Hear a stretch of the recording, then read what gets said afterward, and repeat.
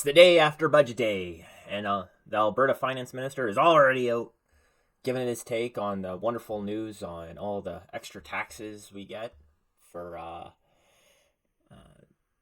the time being, at least for the next 2 years, unless an election is called. Then probably not. But yeah, so CPAC just released a video of what the Alberta finance minister thinks. So let's get into it. Hello, everyone. Thank you for coming. Today, the federal finance minister tabled her budget, and once again, the federal government has poured gasoline on the inflation crisis in Canada, not least by increasing the carbon tax on gasoline. Federal finances are deteriorating, and there is complete lack of plan to return to balance. This budget overspends, overtaxes, overregulates, and will harm productivity, affordability, and economic growth. Yep, pretty much. I think the biggest part of that is what he's talking about is the capital gains tax that they just increased to 66% on corporations, and then for individuals, anything over $250,000 is taxed at 66% now. So, like I said in my last video, hopefully nobody's thinking of getting rich off of the inheritance of a house, all you millennials and Gen Zs, because yeah, most of that's going to be taxed, because houses right now are definitely over $250,000. No measures to address the affordability crisis in the short term.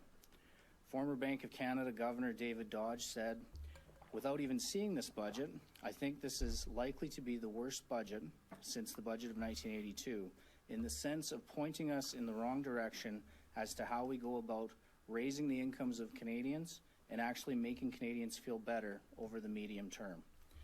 I'm afraid he was right.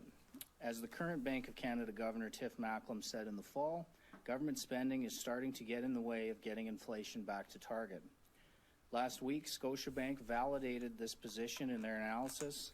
Let me know if you guys know anything about the budget that he's talking about, the one that's like way worse than this. Personally, I thought all of them were pretty dang bad, but this is the only budget where I've actually like seen them show, oh yeah, we're increasing taxes. It's not like hidden in a carbon tax or a carbon rebate. It's like, yep, so here you go, taxes.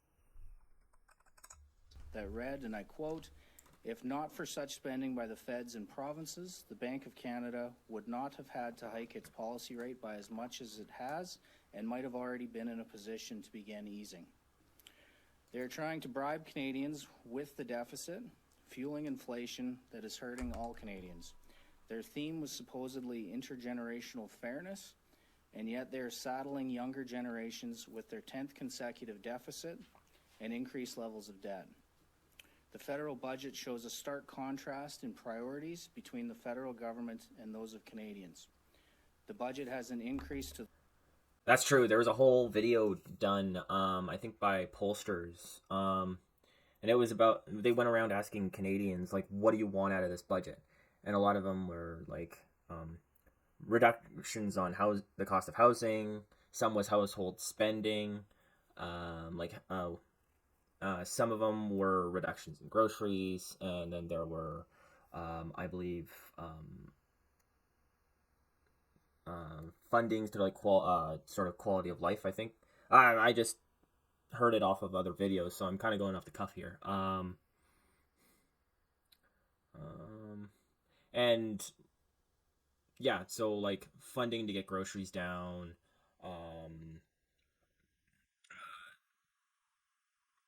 spending, like how to get inflation down, stuff like that.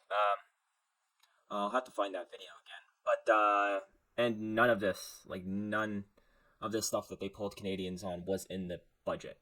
Like there was some things on housing, but I'm very, very skeptical about their funding of housing, because I made a video earlier about Danielle Smith's reply to the reply to federal funding and how they're reviewing all the federal funds coming into the provinces, and apparently like some of the um, restrictions on that funding are definitely a little bit sketchy.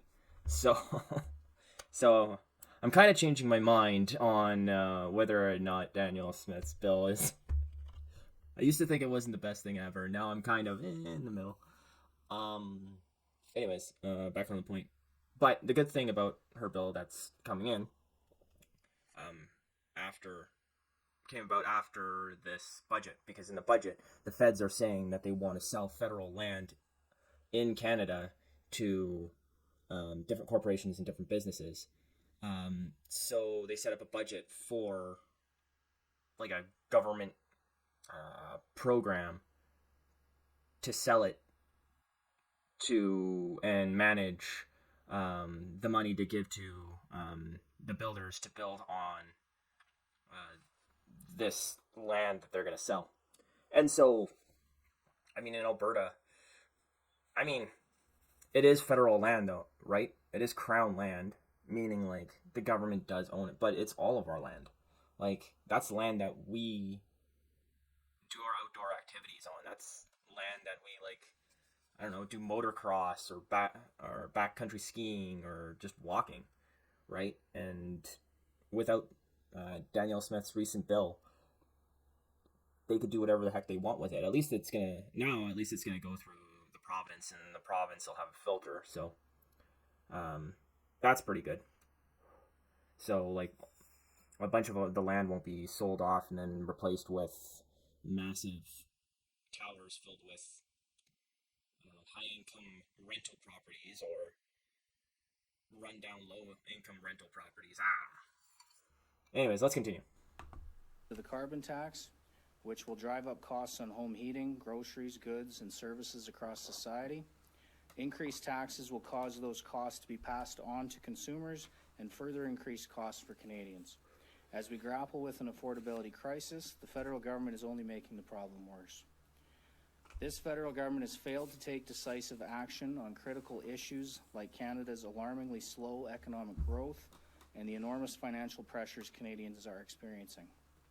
This budget represents yet another missed opportunity.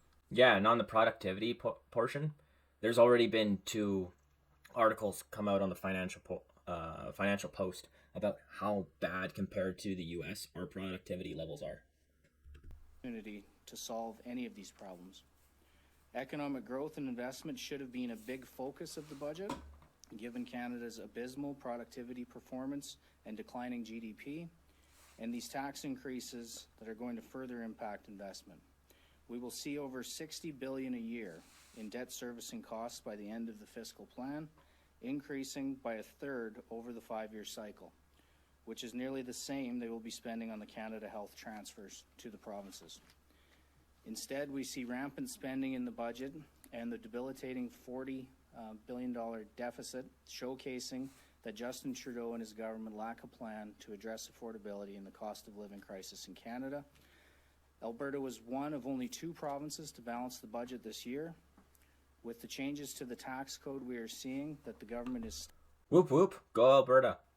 Stifling economic growth, and it spends recklessly without a glimpse at a plan to return to balance. Their economic projections are painting a rosier picture than can be expected, especially given their new changes to taxation.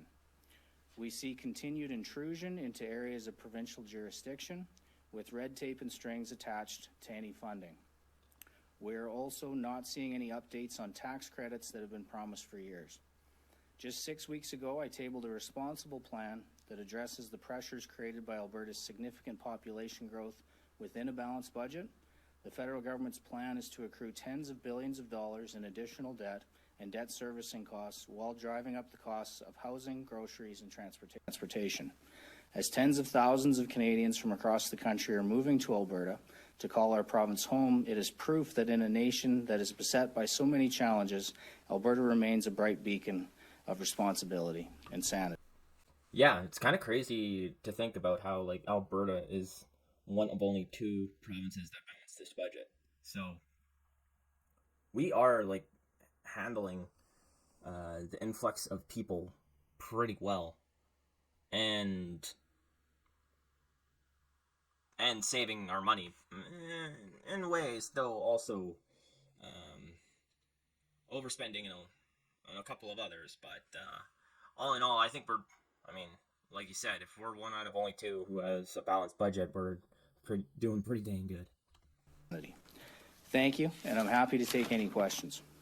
We're going to start in the room here, please. Well, that's going to be it for that one. I'll send you guys a link to this video, and you guys can watch all the questions he's been throwing, or he's having thrown at him. Other than that, hopefully you guys have a good day, and if you like this, comment and subscribe, and see you next time.